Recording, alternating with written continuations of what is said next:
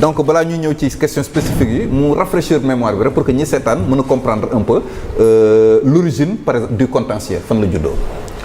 Bon, je déjà di leen remercier parce qu'on a suivi votre émission de la fois passée. nga xamante ne évoqué ngeen question bi. Et je me réjouis aussi que l'ensemble des débats, des discussions ont sensiblement porté sur ça. Injustice, justice. Souveraineté, prospérité. Je pense que c'est un triptyque boo xamante ni c'est pas anodin que l'État l'utilise comme slogan. Et je pense que au cours des développements dinañ xam un peu le pourquoi. En fait, l'affaire avec Enabel, c'est plus dans le cadre du projet NECAD. Ok, projet NECAD. Avec les centres d'état civil. Donc nous avons subi pas mal de préjudices. C'est pour cela que nous avons saisi les tribunaux, le tribunal de commerce. Bon, pour ne pas qu'on me reproche en fait d'être un peu dans une affaire qui est pendante devant la justice, j'aimerais juste en fait dama bëggoon juste dugg ci correspondance bi nga xamante ni on l'a adressé aux autorités. te quand même su ma développé di ngeen xam ni que ça entre un peu dans le cadre de la souveraineté et de la justice parce que c'est un préjudice que au-delà de ma propre personne, beaucoup d'autres entreprises sénégalaises, beaucoup d'autres entrepreneurs, yow yónnee naa la quelques messages que j'ai eus d'entreprises qui ont subi les mêmes préjudices avec la même entité. Donc il y a problème. Ce problème, il faut diagnostiquer ça. Donc les autorités saisir nga leen, vous faites allusion à qui par exemple? Bon, on a saisi le Premier ministre. D'accord. En dernier recours. On a saisi également foofu noonu dictat bi nga xam ne entreprise étrangère yi ñu ngi koy def entreprise locale. C'est ça. On avait également saisi préalablement le ministre Moussa Bala Fofana. Donc après nous avons saisi le Premier ministre pour dénoncer en réalité injustice yi nga xamante ni entreprise sénégalaise yi ñu ngi koy subir ci seen propre territoire. Et aujourd'hui cette jeunesse là bi nga xamante ni tey ñoom ñooy jël bateau yi di dem ñooy tenter l'immigration clandestine dañoo soxla état accompagner état dooleel ñu état renforcer les mécanismes de protection. moo tax ñun boo xoolee parce que lépp lu ñuy def rek dañ koy teg ci démarche. Et notre première démarche c'était lors des assises de la justice. Lors des assises de la justice dañoo jënd note écrite jébbal ko kuréel bi doon gérer le comité scientifique des assises de la justice. Nous avons fait une note en disant nous alertons les autorités sur les clauses de compétence juridictionnelle que des structures comme Enabel utilisent et qui sont en quelque sorte des clauses qui leur permettent d'abuser. Parce que concrètement ci misaal day mel ni que yow nga am problème ak man ci sama dëkk. ci xaalis boo xam ne moomuloo ko nga ne ma non même bu ñu amee problème même su ma la tooñee da ngay ñëw ba ci sama dëkk saisir sama justice pour que sama justice wax est-ce que yow am nga dëggam déet. te loolu moo leen dal seen diggante ak Enabel. Exactement, c'est ça qui nous arrive en fait. Et moo tax nous on a pris la responsabilité sur nous de passer outre ces clauses de compétence parce que xam nañu fu ñu ko teg. On passe dañ ko jaarale ci fu leer nañ parce que avant ñuy agsi fii comme que on avait saisi les assises de la justice pour alerter, le président du comité scientifique des assises de la justice a pris bonne note de notre remarque et il nous a dit bon, cette affaire est facile à régler parce que normalement c'est du domaine de la loi même. Et aujourd'hui avec cette nouvelle assemblée avec votre invité, je pense qu'ils pourront porter vraiment le débat parce que boo xoolee ci yeneen dëkk yi il y a un sentiment de nationalisme. ci misaal tey boo demee ci constitution am na ay dëkk sax yoo xam ci seen constitution lañ ko bind. boo demee ci constitution Allemagne dañ la naan à l'article 101 nul ne doit être soustrait à son juge légal. nga dem ci constitution italienne à son article 25 on te dit nul ne peut être soustrait de ses juges naturels. C'est quoi les juges naturels? Les juges naturels sont de 4 sortes. C'est-à-dire le juge bi nga xamante ne domicile u défendeur bi la, le juge de la nationalité d'un plaideur le juge du lieu où s'exécute le marché ou le juge du lieu où s'est produit un dommage. Donc c'est-à-dire que ñun tey jii sunu dispositif légal dafa permissif de telle sorte que ces entités dañuy ñëw au Sénégal. dugal ay clauses yoo xam day tënk les entreprises sénégalaises. ok léegi yéen concrètement lan mooy seen problème ak Enabel maanaam problème bi fan la juddoo lan moo indi. non le problème c'est né d'un déséquilibre. yéen ñaar da ngeen doon liggéey je rappelle que projet nekkal boobu c'était pour équiper les centres d'état civil yi nekk biir Sénégal. c'est ça bi ngeen demee ba ci biir nag ngeen ko doon. il y a eu un déséquilibre parce que le plus souvent. déséquilibre c'est à quel niveau. fan da nga exécuté wul marché bi. non. Le déséquilibre. C'est-à-dire le déséquilibre ce ne sont pas nos mots ce sont les mots de Enabel ci boppam parce que en décembre 2022 ñoom ñoo bind ci seen avenant dans les considérations ñoom ñoo bind si cette situation évolue ce contrat risque de causer un déséquilibre à l'adjudicataire. Donc en 2022 déjà ñoom ils avaient la certitude que ce contrat sera déséquilibré au cours de son exécution. Donc nous au mois de juin face à ce déséquilibre on a dit bon on saisit la représentante résidente mais ce qui est encore plus grave c'est que ils n'ont même pas la décence de te répondre. C'est-à-dire moi j'ai l'impression qu'ils se croient grands seigneurs et grands génies.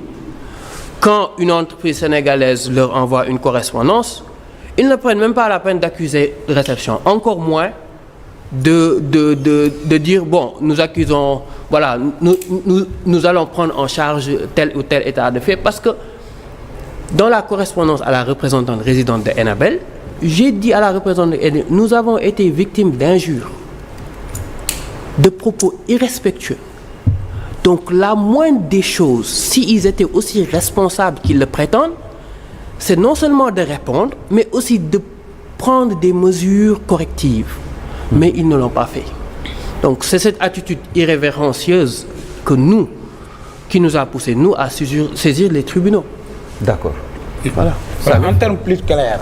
yaa ngi wax avenant boo ko doon expliquer les spectateurs nan la avenant bi amee yaa ngi wax encore contrat bu persister woon boo leen poursuivre woon contrat bi dina am benn déséquilibre ce déséquilibre là il est à quoi ils font recours au c'est-à-dire la hausse de la vie au niveau mondial ou bien c'est ça mais en fait c'est-à-dire que ces questions là su ma ci xuusee rek oui mais avenant c'est un peu technique non avenant c'est très simple c'est-à-dire signé naa contrat ak yow ñu tënk lii nga ne ma jaayee ma micro bi 5000 francs man la d'accord ñu fixé prix en 2022 ñu ne la micro bi maa la koy jaayee 5000 avec des livraisons répétées donc 5000 yi ñu signé 2022. nga ne nit ki yow 5000 francs yi nga ma doon jaayee micro bi 2022 je veux que en 2024 nga continuer di ma ko livrer à ce prix donc souvent cas de figure yooyu bu amee dañ naan bon comme que ce contrat dafa am li nga xamante ni moom la ñuy tuddee un déséquilibre donc ce qu'on va faire on va te signer un avenant pour ne pas te porter préjudice mais ce qui est encore plus grave en fait et c'est justement ce qui a motivé la correspondance adressée au Premier ministre c'est que Enabel fait du 2 poids 2 mesures dans le cadre du projet Nekkal. En quoi faisant? Aujourd'hui, quand c'est une entreprise sénégalaise qui subit un déséquilibre, qui doit être régularisée, Enabel s'en fout royalement. Mais quand il s'agit aujourd'hui d'un cabinet d'architecture belge, je pèse bien mes mots, parce que nous avons, dans la correspondance adressée au Premier ministre, nous avons donné le nom du groupement. Le cabinet belge qui est intervenu dans le groupement, le montant de la régularisation pour dénoncer le 2 poids 2 mesures que Enabel fait subir aux entreprises sénégalaises. C'est-à-dire que Enabel moom financement yi nga xam ne daf koy capter auprès de l'Union européenne. Oui. ñu waroon ko financer entreprises locales yi. waaw dañ koy faire bénéficier à des entreprises étrangères. Oui. Et en fait j'irai encore plus loin. Aujourd'hui pour que l'État en ait le cœur net, c'est très simple. Le président de la République, M. Bassirou Diomaye Diakhar Faye, ou le Premier ministre, M. Ousmane Sonko, peuvent en avoir le cœur net de façon très simple. Il leur suffit juste de dire à l'Agence nationale de l'état civil, l'ANEC, envoyez-nous les contrats que vous avez résiliés entre 2022 et 2023. Ils verront la nationalité des contrats que l'Agence nationale de l'état civil a résiliés. Et ils se rendront compte de ce que vous venez de dire. Parce qu'aujourd'hui, on ne peut pas capter les financements de l'Union européenne. Vous êtes censé exécuter ce financement pour bénéficier aux entreprises sénégalaises, mais non seulement vous ne vous limitez pas à faire travailler les entreprises sénégalaises, mais vous les envoyez à la faillite. C'est tout simplement ça. Et comme je dis encore une fois, li sabab li lépp du dara lu dul ces clauses de compétence. Ces clauses de compétence qu'on a dénoncées, parce que dans Enabel, boo duggee seen site léegi nga télécharger seen cahier des charges, c'est écrit noir sur blanc. Tout litige issu de ce contentieux est soumis à la compétence exclusive des tribunaux belges. C'est-à-dire, pour moi, c'est déjà un manque de respect à la justice. C'est déjà un manque de respect au Sénégal que de penser que nous, notre justice, n'a pas l'éthique, n'a pas la compétence, n'a pas les connaissances pour vraiment dire le droit de façon objective. Pour moi, c'est une insulte à l'intelligence en tant que telle. Et en fait, j'aimerais juste, de ce point de vue, parce que sans que j'ai cité la constitution italienne, la constitution allemande, mais puisque nous, notre système légal est d'inspiration française, aujourd'hui, la jurisprudence française, ce problème de clause de compétence-là, elle l'a réglé depuis 1948. Oui. Et en fait, c'est de jurisprudence constante, depuis l'arrêt Patignon à l'arrêt Sheffield, en passant par l'arrêt Pelassa, bi nga xamante ni le juge dit les tribunaux français sont compétents dès l'instant où le demandeur ou le défenseur sont de nationalité française. Oui, parce que entreprise locale bu am problème ak entreprise étrangère ñu ne la il faut nga dem ba Belgique pour régler problème boobu noonu loolu moom ça vraiment ça pose problème mais fan yii weesu le ministre de tutelle dégg nañ ko également muy wax ci projet nekkal boobu noonu di ko rafetlu naka nga gisee kàddu yooyu nga xamante ni yëkkati na ko. Bon, pour moi ce sont des. Parce que di fàttali ne projet bi li ko taxoon jóg mooy centre d'état civil. Effectivement, on a bien suivi les propos du ministre, parce que Moussa Bala Fofana, on a bien suivi ses propos. Bon, je dirais que politiquement c'est correct, administrativement également il n'avait pas le choix, parce que bon, c'est une question de continuité de l'État. Diplomatiquement également c'était normal parce que les bailleurs étaient là, mais est-ce que dans la réalité l'impact qui devait être senti de ce projet waaw est-ce que ci càmbara est-ce que tey jii ñoom li ñu doon séntu réellement su fekkee aboutir nañ ko est-ce que xooluñ est-ce que amul dara luñ fa gaañ est-ce que amul kenn ku ñu lésé est-ce que amuñu ay entreprises yoo xamante ni dañ leen porter préjudice te loolu ministre bi ci boppam Moussa Bala Fofana xam na ko il le sait xam na ni que tey jii Enabel y a beaucoup d'entreprises yoo xamante ni daf leen porter préjudice man il est de mon devoir parce que man tey jii dama jàpp ni injustice da nga koy xeex injustice doo ko maslaa injustice da ngay taxaw ni lii du dëgg du yoon et lii il faut que ça change et que aujourd'hui avec vraiment cette nouvelle assemblée nous espérons vraiment que ces dispositions relatives aux clauses de compétence soient carrément ñu dindi ko carrément parce que et c'est très simple pour dindi ko c'est-à-dire la loi qui instaure le tribunal de commerce rek ngay modifier tu prévois une disposition dans cette loi bi nga xamante da nga naan le tribunal de commerce est compétent pour tout litige dès l'instant où le demandeur ou le défenseur est de nationalité sénégalaise. Point final. mu régler problème boobu noonu. Ça règle le problème. courrier bi nga xamante ne adressé nga ko premier ministre Ousmane Sonko maa ngi ko doon parcourir mais gis naa ngay dénoncer le volet RH bi également point boobu tam bëggoon naa nga. waaw effectivement xam nga ñun yàlla def na bon dafa am yoo xamante ni dañ koy gis et ci sunu wareef la ñu dénoncer ko parce que aujourd'hui boo ñëwee ci entreprise nga ñëw ci dëkk la moindre des choses pour man c'est de respecter au-delà des lois et des règlements, mais au moins de respecter la dignité humaine. Et de ce point de vue, c'est pourquoi justement j'ai interpellé le Premier ministre, parce qu'il y a un 2 poids 2 mesures flagrant. Et ce 2 poids 2 mesures flagrant-là se ressent même en matière RH. Parce qu'il y a un cas de figure où une dame, RH mooy lan pour ñu ko xamul. ressources humaines, Voilà. dafa am benn jigéen boo xamante ni dafa doon liggéey ci cadre projet Nekkal bi pour le compte de Enabel. Cette dame a subi un harcèlement tel que elle est une fois tombée malade jusqu'à perdre plus de 20 kilos. Finalement, elle a démissionné. Mais xam nga lu Enabel def après sa démission? Quelqu'un qui n'est plus légalement ton employé. Quelqu'un qui a démissionné, ki nga xam ne def na passation de service am yëpp, joxe na document yëpp, signé na lépp li mu war a def lépp def na ko. Tu lui envoies une demande d'explication en lui disant d'être fair play pour répondre à cette demande d'explication. Demande d'explication sur un agent démissionnaire. Démissionnaire qui est déjà parti, qui n'est plus ton agent. C'est-à-dire aujourd'hui tey jii dafa mel ni que yow tey yow awma pouvoir ci yow, je n'ai aucun lien de subordination sur toi, mais quand même dama lay laaj explication ci li nga xamante ni yow jotoon nga ko def, mais li nga xam ne normalement waruñu la ci laaj parce que même boo tontuwee ak ñàkk tontu yëpp dara mënul la ci fekk. Et c'est ici également pourquoi j'ai parlé de ce volet RH, parce que il y a l'aspect harcèlement. Pourquoi j'en parle, c'est parce que aujourd'hui le code du travail du Sénégal, il est urgent, il est important que les autorités corrigent la loi, parce que cette loi date de 1997. Aujourd'hui, dañ la naan tout le temps droit du travail, c'est un droit vivant, parce que c'est un droit évolutif. Aujourd'hui, avec télétravail, xam nga télétravail bi ñuy sant ci code du travail, télétravail amul woon.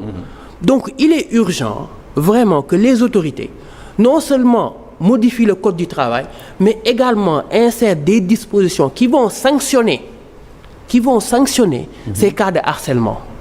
Parce que timit ci côté boobu, ci fànn boobu, damay rappeler tout le temps, parce que lettre baa ngi nii, non dama lay liral juste une partie bi nga xamante ni nee na leen mais avant nga ñu foofu dama jot une contribution anonyme. waaw waa ji mu ne ma l'État n'y peut rien, c'est un problème de financement. Même l'AFD, mooy Agence française de développement, fait la même chose sur ses contrats avec de grandes entreprises comme la Sénélec. Naka nga gisee c'est-à-dire l'État, moi comme mooy li ma wax, c'est pas question de l'État n'y peut rien. Loolu pour man c'est un faux fuyant. Parce que tu sais pourquoi? L'État avec toute sa puissance ne peut pas dire que non, aujourd'hui ce litige-là, même su fekkee ni que c'est exécuté ci sama dëkk avec un fonds boo xam c'est un fonds de l'Union européenne, c'est pas le fonds ce sont pas les fonds de Enabel, encore une fois, ce sont les fonds de l'Union européenne destinés à financer un projet au Sénégal, et on te dit non, ce projet financé par l'Union européenne boo ci amee problème da ngay dem tribunal Belgique pour qui moom laa lay wax ma ne la. Moi j'ai vu des cas où la jurisprudence française, des contrats de yi nga xamante ni Arabie Saoudite lañ ko doon exécuter. Xam nga foofu c'est un autre système juridique, mais la jurisprudence française, le juge français s'est déclaré compétent. Donc moi je refuse aujourd'hui d'avoir des œillères en me disant que non, comme que c'est une règle qui est là, mënuñu ci dara. Je refuse ça systématiquement. Parce que c'est une question de disposition légale. Okay. Et c'est une question également de renforcer ñu dooleel suñu justice, ñu dooleel également renforcer leen en ressources humaines déjà, mais également renforcer leen en capacité. Pour que des problématiques du genre ñu mën a inspirer wu d'autres systèmes, bu dee système France, système Italie, système même ba ci common law.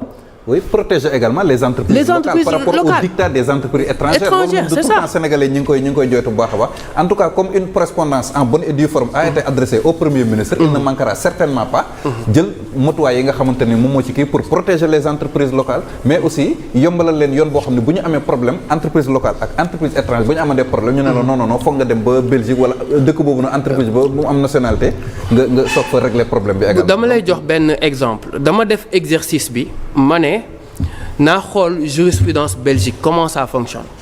ma am benn arrêt boo xamante ne c'est l'arrêt 257 522 du 3 octobre 2023.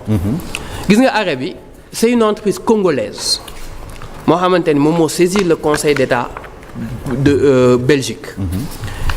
xam nga requête bi kañ lañ ko introduire la requête a été introduite en 2021 xam nga décision bi kañ la génn la décision a été prononcée le 3 octobre 2023 c'est-à-dire une entreprise qui subit un préjudice on te dit non ñëwal sama dëkk nga défendre mais surtout toogal xaar 2 ans 3 ans sama justice elle va prendre tout son temps pour se prononcer sur cette affaire ce qui n'est pas normal. Oui.